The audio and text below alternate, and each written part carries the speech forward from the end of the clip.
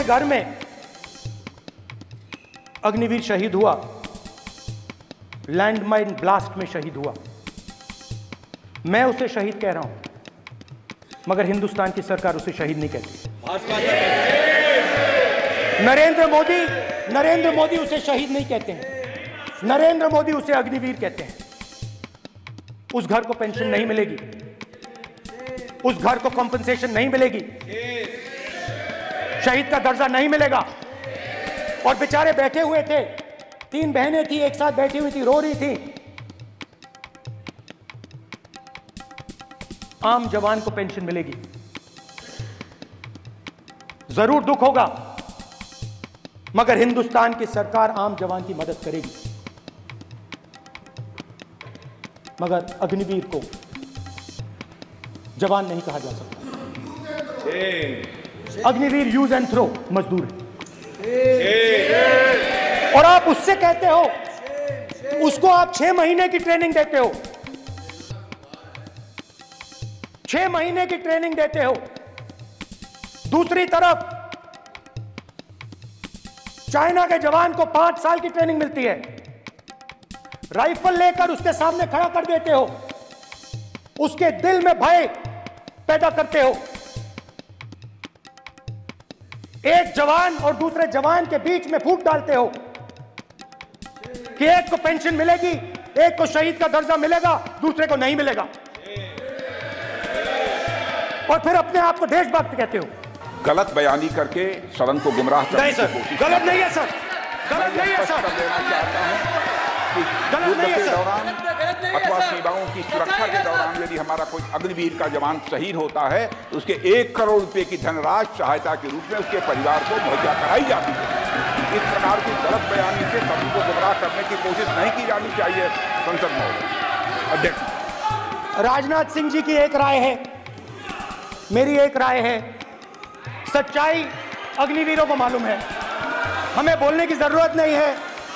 अग्निवीर को किस चीज का सामना करना पड़ता है, शहीद का दर्जा मिलता है या नहीं मिलता है, कॉम्पनसेशन मिलता है नहीं मिलता है, पेंशन मिलती है नहीं मिलती है, वो उसको मालूम है।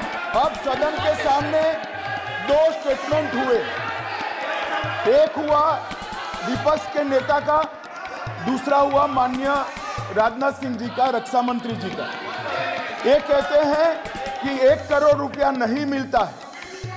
श्री राजनाथ सिंह ने अधिकृत रूप से कहा कि मारे जाने वाले अग्निवीर को जो शहीद होता है उसको 1 करोड़ रुपया मिलता है। उनको फैक्चुअल पोजीशन सदन पर रखनी चाहिए मान्यवर। ये सदन झूठ बोलने की जगह नहीं है मान्यवर, यह सच बोलना चाहिए। और अगर ये नहीं रखते हैं तो उनको ये सत्यापन नहीं करते अपने स्टेटमेंट का, तो उनको सदन और देश से और अग्निवीरों से माफी मांगनी चाहिए माननीय। जो रियलिटी है वो हिंदुस्तान की सेना को मालूम है, वो अग्निवीरों को मालूम है। उनके कहने से या मेरे कहने से कोई फर्क नहीं पड़ता, सच्चाई तो उनको मालूम है, उनको मालूम है सच्चाई कौन बोल रहा है। कि 2 स्टेटमेंट जो रक्षा मंत्री जी ने बताया सदन को, और माननीय विपक्ष के नेता राहुल गांधी जी ने जो स्टेटमेंट रखा है, इसमें इन्होंने जो कहा है कि रक्षा मंत्री बोलने से क्या फर्क पड़ता है, इतना हल्का फुल्का कैसे स्टेटमेंट दे सकते हैं लीडर ऑफ ऑपोजिशन। इसलिए सर इन्होंने जो बात रखा है पुष्टि करना चाहिए, और हम लोग भी सर नियम के मुताबिक अपना पर रखेंगे सर। मैं नेता प्रतिपक्ष से विनम्रता पूर्वक अनुरोध करना चाहता हूं कि कृपया वह सदन को गुमराह करने की कोशिश न करें।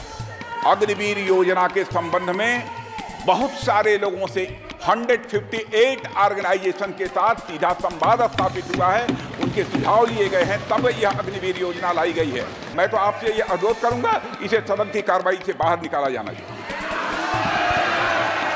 आपको देखिए, सिंपल सी बात है स्पीकर सर, इनको अग्निवीर अच्छा लगता है, आप उसको रखिए, हम उसको बदल देंगे, हटा देंगे। सिंपल सी बात है, हमारी सरकार आएगी, अग्निवीर को हम हटा देंगे।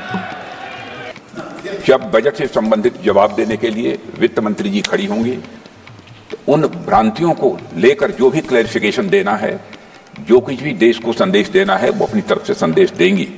क्योंकि मैं मानता हूं कि कई भ्रांतियां बजट को लेकर पैदा की गई हैं, लेकिन देश की सीमा की सुरक्षा जिन बहादुर जवानों के हाथों में रहती है, सेना के जवानों में, यह इतना संवेदनशील मुद्दा है इस देश की सुरक्षा का, और सेना से जुड़े हमारे अग्निवीर के जवानों को लेकर जो देशवासियों को गुमराह करने की कोशिश की जा रही है, उस संबंध में मैं कहना चाहता हूं, जब भी आपका आदेश होगा इस सदन के समक्ष मैं पूरी तरह से अपना अग्निवीरों को लेकर स्टेटमेंट देने को तैयार हूं। सर, डिफेंस मिनिस्टर ने कहा कि मैंने अग्निवीर की बात उठाई। सब पहले भी डिफेंस मिनिस्टर ने कहा था कि शहीद अग्निवीर परिवारों को कॉम्पनसेशन दिया गया है, और उन्होंने कहा, हाउस में कहा कि 1 करोड़ रुपया कॉम्पनसेशन दिया गया है, मगर सर वो गलत था। सर, उस शहीद परिवार को इंश्योरेंस दिया गया था, कॉम्पनसेशन नहीं दिया गया था। सर मैं ये कहना चाहता हूं, सर ये सच है सर, और सर भाषण के एकदम बाद सर कॉम्पनसेशन दिया था सर। सर ये सच्चाई है सर, इसको कोई नकार नहीं सकता, ये सच्चाई है सर। सर आखिरी बात सर, आखिरी बात सर, आपने एक और चक्रव्यूह बना दिया है सर। मीडिया वालों को सर आपने पिंजरे में बंद कर दिया सर, उनको बाहर निकाल दीजिए प्लीज। माननीय प्रतिपक्ष के आप नेता हैं, मैं आपसे ये अपेक्षा करता हूं कि आप नियम प्रक्रिया को पूरा पढ़ ले पहले एक बार। मुझे अच्छा लगेगा आप नियम प्रक्रिया को पढ़ने। कभी भी सदन के मामले के अंदर कभी भी कोई मान्य सदस्य टिप्पणी नहीं कर सकता, यह व्यवस्था अध्यक्ष की होती है। सदन की किसी भी व्यवस्था के मामले के अंदर आप प्रतिपक्ष के नेता हैं, आप मुझे चेंबर में आके मिले, कोई परेशानी हो, किसी को अलाउ नहीं किया हो, कोई बात हो तो हमें बताएं, ठीक है ना। लेकिन सदन की आप अब बैठ जाइए, सदन के अंदर सदन की व्यवस्थाओं पर प्रश्न नहीं उठाएं।